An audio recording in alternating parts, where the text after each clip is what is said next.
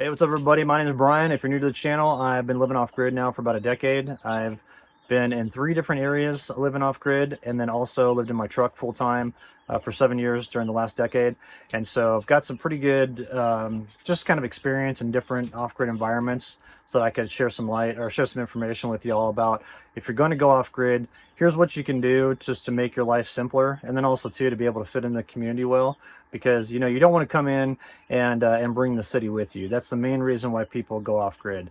So I've got 7 different things I want to cover, and we'll talk about that real quick, and I'll give you my advice. So the number one thing, like I just mentioned, is don't bring the city with you. And by that, what a lot of people mean is, the reason why you go off grid is you want to get out of the city. You kind of want to get out of the heavy, the dense populated areas. You don't want the traffic. You don't want the city noises. That's the big one. A lot of people love the peace and quiet when they get out to an off-grid community. And so, don't come out and like party all the time and be super loud, basically be a nuisance to your neighbors, because that's going to rub your neighbors the wrong way. And you need your neighbors when you're out here, because there's going to be times where you're doing a project on your parcel and maybe you need an extra set of hands, or you need advice about what to do, going forward, say if it's working with the county, or if there's any sort of codes or things like that. And your neighbors are really great, valuable resources to help point you in the right direction. You don't want to get it to where you're rubbing them the wrong way right out of the gate. So just don't bring the city with you. Keep that city vibe in the city and you'll be just fine. The area where I live, our website says, I wanted to read something to you. It says, when was the last time you woke up hearing birds chirping or enjoyed a nature-filled view? We're a group of homeowners committed to maintaining a tranquil environment in one of the most beautiful areas in northern Arizona. And that's why everybody loves this area, is that it's real quiet out here. It's real nice nature sounds. I hear nature sounds all the time. And if you saw my live stream yesterday, there's that golden eagle that lives on the ridge above me. It's like at night, most of the time when it's real quiet out here at night, I can hear that bird. It will squawk and make noises and stuff, and you're just like, man, that's so cool. And then also too, actually the first night that we were here, when I bought this land and then bought this camper and pulled it back from Eagle, Colorado to my property, Sierra and I were in here sleeping, and during the middle of the night there was an elk bugling, and I went outside and it was literally standing right next to my camper, and I was like, this is so cool. And then last night, as I was driving home, I ran into a bunch of elk in this one stretch of road that's kind of a wide open area, and there was probably, I don't know, 30 elk.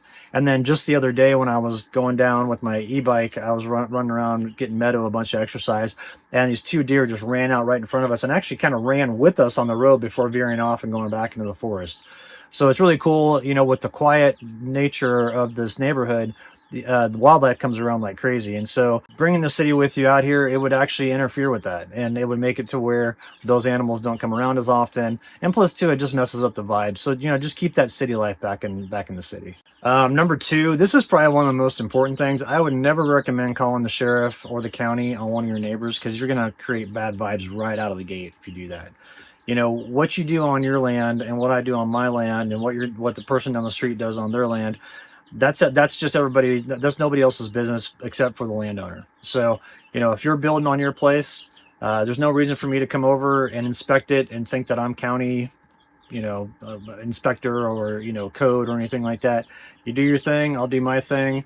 Let's stay out of each other's hair and we're all good. And I'd always recommend, if at all possible, resolve any differences without getting the county or the sheriff involved. Now there's times, we had a guy that lived up on the upper part of the area where I live, up on that ridge up there.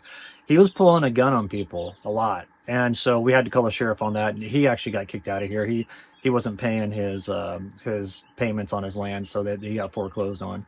But stuff like that, I would never recommend pulling a gun on anybody. And you got to think, there's only a few neighbors when you're off grid, especially in an area like this. There's only 7 people out here full time in 120 different parcels. I think it's like 7 or 8. And so you start pulling a gun on a lot of people, you're going to alienate yourself real quick. So just don't do that. Don't call the sheriff, don't call the county unless it's absolutely 100% necessary. And understand that when you do, it's going to create a lot of problems and a lot of friction. That kind of goes in this next point, number 3. Don't fight with your neighbors. We're all in this together out here, and there's times, like I said, when you're going to need a hand from your neighbors, and you don't want to have it to where you're constantly speaking poorly about a neighbor, or or just being confrontational with neighbors. Like that guy that was pulling a gun on everybody, he had a real bad drinking problem, and we think there's probably drugs involved with that. And so he was just aggressive all the time and driving through the neighborhood like 50 miles an hour on these roads. And you got to think, like, you could hit somebody easily and kill someone, you know, if you're driving that fast through these communities. So the speed limit out here in our area is 15 miles an hour on the, or let's see, is it 15? No, it's 25 miles an hour. And here, and there's actually some roads you can't even drive 25 miles an hour because it's so windy. So I just put along, man. I just take my time because there's no one around. And so, you know, just have it to where you don't fight with your neighbors. You don't want to be picking fights with the people that you're living next to, because all it's going to do is make for an unpleasant living experience. Number four, you know, talking about that guy that was drinking all the time and using drugs, you got to think about the safety in that. And that's why I recommend like not getting super hammered or, you know, doing drugs a lot. You got to think that when you're incapacitated, there's a chance you might get hurt. And where I'm at, we're at least an hour drive on the interstate away from the nearest medical facility. So if you're super hammered and say, you know, it's late in the afternoon, oh, I'm going to go on a quad ride, or I'm going to get on my bike and go run around, or get on my motorcycle, or, you know, get up on my roof and, you know, fix my solar or whatever, and you're really drunk or really incapacitated, you know, you fall off there and, you might die. Yeah, and that's a real possibility. There was a guy that was actually lived down the road a ways. There was a guy that was riding his horse and he was intoxicated, and he fell off and broke his neck. And we think that he probably passed away almost immediately because the break was pretty bad. But nobody knew about it for 3 days until the vultures started circling the sky, and we kept on seeing them circle and congregate and going down, and then went over there and found him dead. So those are things that a lot of people don't think about. That, you know, they think like, oh man, I'm off grid, I'm gonna kick back, I'm gonna you know, drink a ton and just party like crazy. And I'd highly recommend to just keep safety in mind if you want to do something like that. So, you know, it's one of those things that you could get yourself in a pickle real quick, and you don't want to have that happen out here, especially if you're solo like I am. You know, if I'm up on my roof and let's say I'm intoxicated and I fall off, no one knows. You know, I can possibly, maybe if Darren, my neighbor, is outside, if I'm yelling loud enough, he could hear me. You know, he might be able to come over and help, but it's only if he's outside. So like, you know, you could really get in a pickle quick, and you just don't want to have that happen. Another thing too with the drinking, you know, the reason why people move off grid is they want to have a peaceful lifestyle. And I've never really had a problem with people that like to smoke pot. They usually just kind of chill out and maybe go inside and watch TV or make a pizza or something like that. But it does seem like when people get intoxicated, it's a different ball game. And the intoxication can kind of lead to a lot of boisterous activity, really loud, you know, screaming, and you know what I mean. And we've all been at bars where people are drunk, and you know how that goes. And so that can rub neighbors the wrong way, you know, especially for neighbors that don't party a lot. Like if you're partying all the time, it's like, come on, guys, you know, keep that in the city. Like if you want to, and if you want to get super hammered, just stay inside your cabin, you know, and if you want to make loud noise inside your cabin, nobody's going to hear it. But don't go outside and be super boisterous at night, and don't do it all the time because that'll rub your neighbors the wrong way and it just creates a bad vibe. Another one is number five. You know, this is one that I don't think a lot of people think about, but it's one thing that's important to people that do live off grid, is like, don't just show up at your neighbor's place unannounced.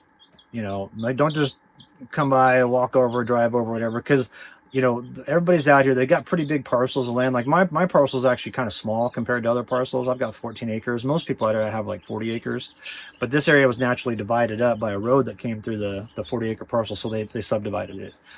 But you know, even with 14 acres, I've had it to where I'll be sitting here, and there was one time that somebody who followed the channel just came on my property, and I'm like, and they were cool and everything, and I was cool back, but I was just thought, man, that is such a liability.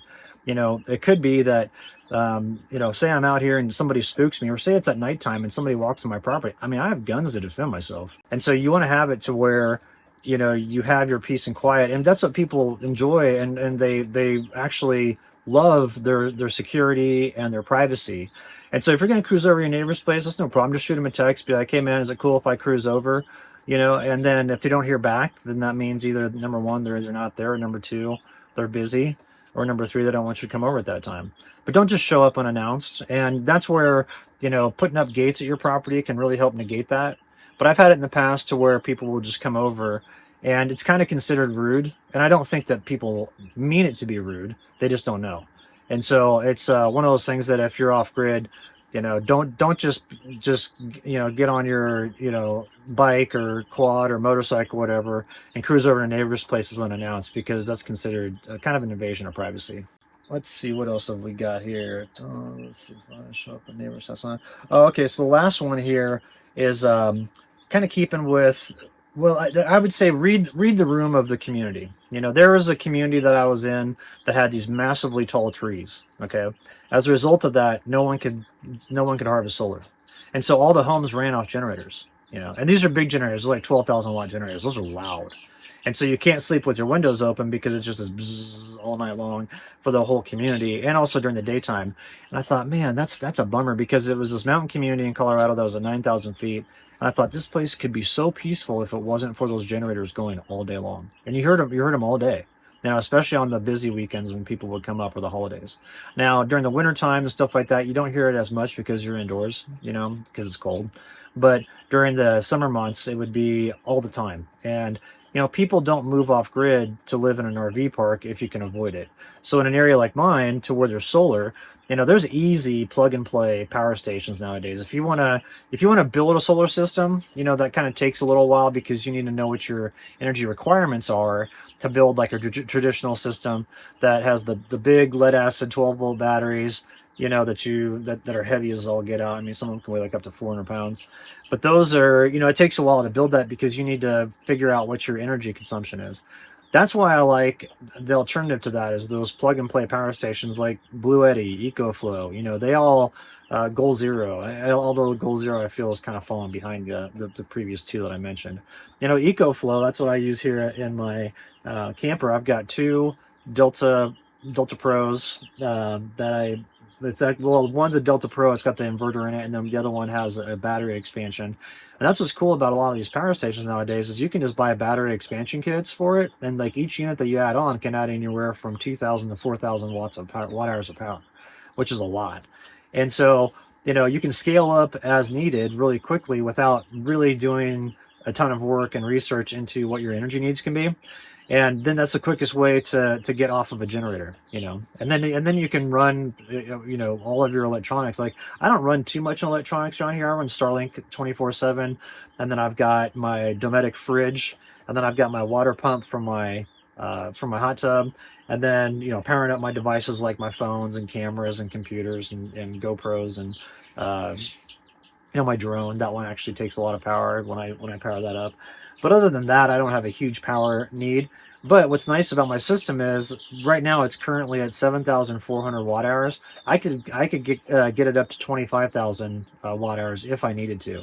And that's just by buying those expansion batteries, and you just simply plug them in, and you just daisy chain them together. It's the easiest thing to do, and you can immediately set up your power system, and you're good to go. Another thing that's nice about those power stations is that you don't have to get them permitted, because they're portable. And so that's, the traditional systems, a lot of those nowadays you have to get them permitted. Reason being for that, the counties are going to where you have to permit both your septic and your power systems as for like minimum code. Reason for that is you don't want to have somebody that has an outhouse to where every time it rains, their feces is flowing into your property. So I understand the septic requirement. And then also too, with the power stations, you don't want somebody building a power station and building it the wrong way and then having it burn down the forest, which will eventually burn down your place too. So I understand the code for those two with these counties. A lot of counties have moved to that, to where you have to permit both of them. But the plug and play power systems are safe because they're done by professional companies that have warranties and all those things. And so, it's just an all-in-one system. The inverter, the charge controller, and the battery storage, the power storage, is all in one component, and you're good to go. So I'll put some links in the video description below for that, for people that want to check out those different power stations. But those are 7 things that I just recommend that when you're moving off grid, to keep in mind. The biggest one, like I said, is just don't bring the city with you. No one wants that, and everybody enjoys the nice quiet lifestyle. And so just keep that in mind. If you party every once in a while, whatever. And there's times where I have friends out and we're up late at night talking and stuff like that. But my neighbor Darren down the street, if he's outside and it's a calm day with no wind, and he's talking just on a normal voice, I can hear him. I can't hear exactly what he's saying, but I can hear him, because the noise out here carries like you would not believe. So just keep those tips in mind. That way, when you move out to an off-grid community, everything will be copacetic with your neighbors. It'll be a good experience for everyone, and you won't have any problems. So, all right, everybody. Thanks for watching. Have a good day. We'll see you in tomorrow's video.